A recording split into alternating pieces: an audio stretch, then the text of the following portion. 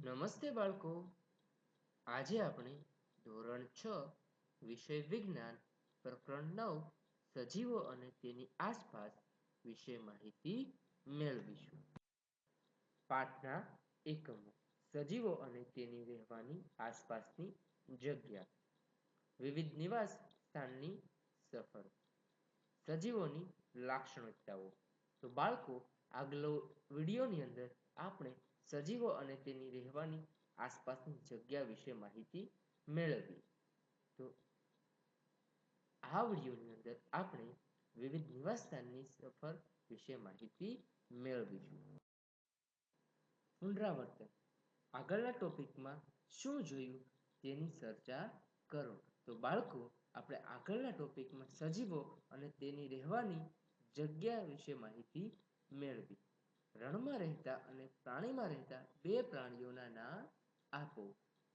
તો બાળકો, આપણે આગળના ટોપિકમાં ભણી ગયા કે રણમાં કયા કયા પ્રાણીઓ રહે છે અને પાણીની અંદર કયા કયા પ્રાણીઓ રહે છે.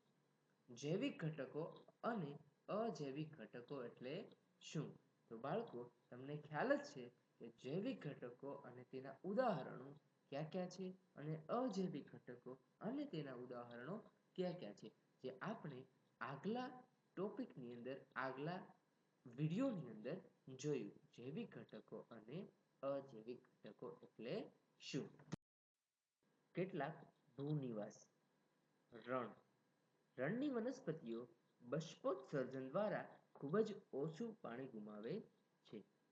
રણની વનસ્પતિમાં કાં તો પાંદડાઓ હોતા જ નથી અથવા તો ખૂબ જ નાના હોય છે. બાળકો, તમે ક્યારેય રણની મુલાકાત લીધી છે?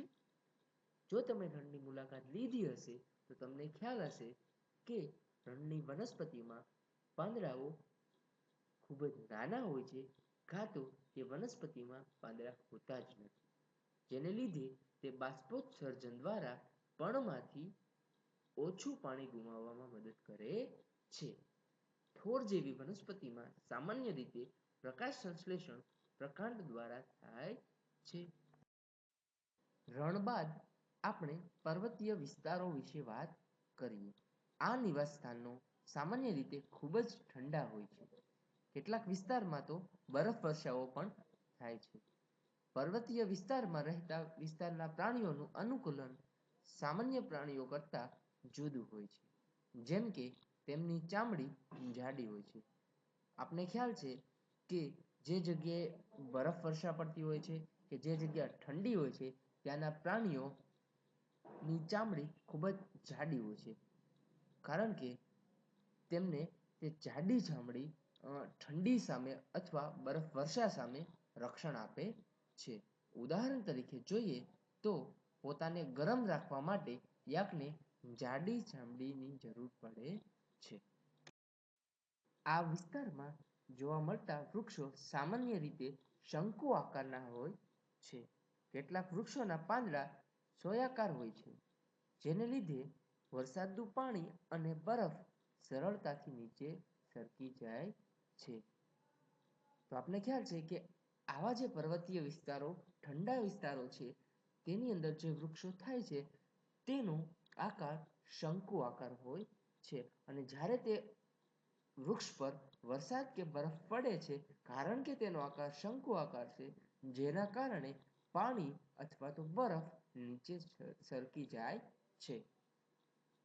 જો આપણે પર્વતીય બકરીઓ વિશે વાત કરીએ તો પર્વતીય બકરીઓ મજબૂત ખરી ધરાવે છે, જેને લીધે ખડાકાળ ઢાળની અંદર પણ તે આસાનીથી દોડી શકે છે. મતલબમાં કે જે ઊભો ઢાળ છે તેની અંદર પણ તે આસાનીથી ઉપર ચડી શકે છે અને દોડી શકે છે. બાળકો, પર્વતીય વિસ્તાર વિશે માહિતી મેળવ્યા બાદ આપણે ઘાસના મેદાનો વિશે માહિતી મેળવીએ. બાળકો, અહીં તમે જોઈ શકો છો કે તમને બે પિક્ચર્સ દેખાય છે.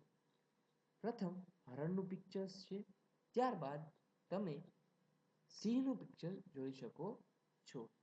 આ બંને પ્રાણીઓ ઘાસના મેદાનોની અંદર વસવાટ કરે છે.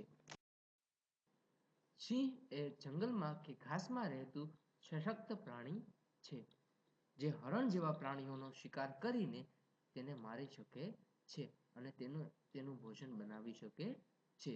સિંહના આગળના પગને લાંબા પંજા હોય છે, જેને આંગળીઓમાં અંદર પણ ખેંચી શકાય છે. તેવી જ રીતે હરણને પણ સિંહ જેવા પ્રાણીઓનો શિકાર ના બને તે માટે શિકારીની હાજરી જાણવી જરૂરી છે.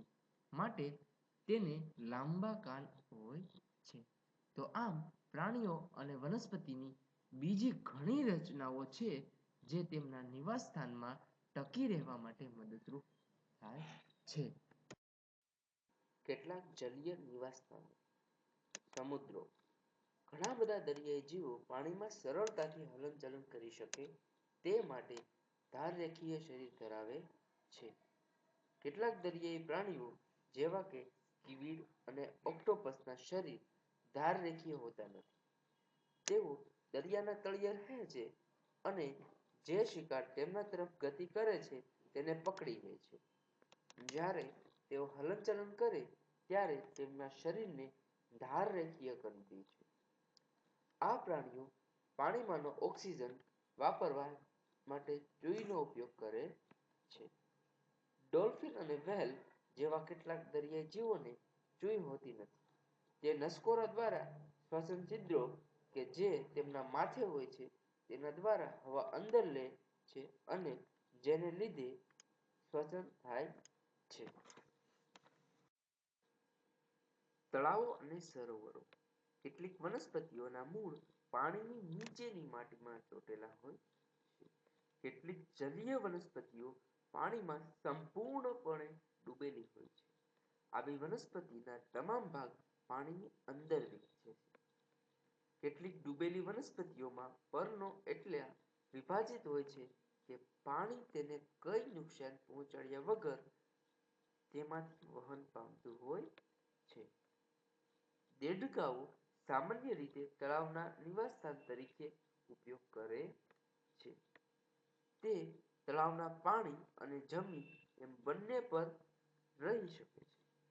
તેના પાછળના પગ એટલા મજબૂત હોય છે કે જે તેમને કૂદકો મારવામાં તથા શિકાર પકડવામાં મદદ કરે છે. જેમણે ઝાડપાત એટલે કે આંગળીઓ વચ્ચે ચામડી જોડાયેલી હોય તેવા પગ દેડકાઓને હોય છે, જે તેને તરવામાં મદદ કરે છે. સારાંશ. રણની વનસ્પતિઓ બાષ્પોત્સર્જન દ્વારા ખૂબ જ ઓછું પાણી ગુમાવે છે. પર્વતીય વિસ્તારના પ્રાણીઓનું અનુકૂલન સામાન્ય પ્રાણીઓ કરતા જુદું હોય છે. જેમ કે તેમની ચામડી જાડી હોય છે. ઘણા બધા દરિયાઈ જીવો પાણીમાં સરળતાથી હલનચલન કરી શકે છે. તે માટે તેમને ધારરેખીય શરીર હોય છે. ડોલ્ફિન અને વ્હેલ જેવા કેટલાક દરિયાઈ જીવોને ચૂંઈ હોતી નથી. તેના નસકોરા અને શ્વસન છિદ્રો કે જે તેમના માથે હોય છે તેના દ્વારા તે શ્વાસ અંદર કે બહાર લઈ શકે છે. પ્રેક્ટિસ 1. પ્રશ્ન 1. માછલી શ્વસન માટે શેનો ઉપયોગ કરે છે બાળકો? પ્રશ્ન 2.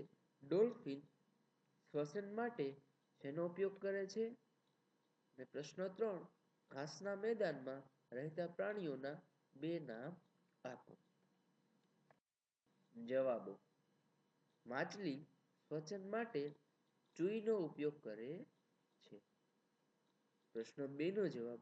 ડોલ્ફિન શ્વસન માટે તેના નસકોરા દ્વારા શ્વસન છિદ્રો કે જે તેમના માથે હોય છે તેના દ્વારા હવા અંદર કે બહાર લે છે. ઘાસના મેદાનોમાં રહેતા પ્રાણીઓ હરણ અને સિંહ છે.